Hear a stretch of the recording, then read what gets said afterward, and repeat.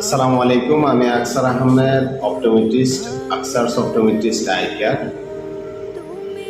আমাদের অনেক সমাজে একটা কথা আছে, অনেক বাচ্চাদের চোখে টেরা হইলে বা চোখ বাঁকা থাকলে মনে করে যে এটা লক্ষ্মী টেরা। লক্ষ্মী টেরা বলতে কোনো শব্দ নাই, টেরা টেরে।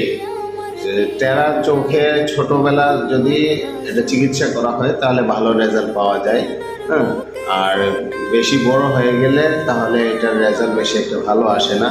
তো সেই ক্ষেত্রে আপনার আশেপাশে যদি কোনো বাচ্চা বা আপনার যদি বাচ্চার চোখ একটা টেরা বা দুইটা টেরা এরকম মনে হয়, উপর দিকে নিচের দিকে বা ডাইনে বামে যেই দিকে হোক একটু টেরা বা বাঁকা মনে হয়, তাহলে আপনাকে অবশ্যই চোখের ডাক্তার দেখাইতে হবে।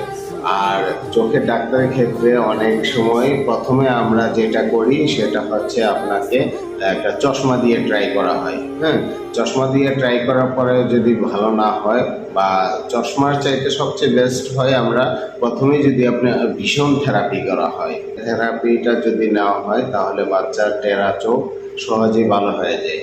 এবং মানে স্কুইন থেরাপি আছে কিছু, হ্যাঁ, স্কুইন থেরাপিগুলো দেওয়া হয় আপনার divergent therapy, convergent therapy, nasal therapy. হ্যাঁ, এই থেরাপিগুলো দেওয়া হলে চোখের টেরা ভাবটা অনেকটাই কমে যায়। হ্যাঁ, পার্মানেন্টলি কমে যায়। হ্যাঁ, নিয়ম অনুযায়ী যদি আপনি থেরাপিটা নেওয়া হয়।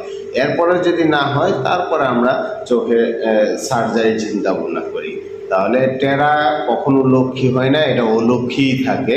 তো সেই জন্য আপনার বাচ্চা যদি চোখে টেরা ভাব থাকে তাহলে এটাকে লোকে এটা লক্ষ্মী ভাব ভেবে আপনি ঘরে বসে থাকার কোনো স্কোপ নাই। এটাকে অবশ্যই আপনাকে চোখের ডাক্তার দেখাইতে হবে।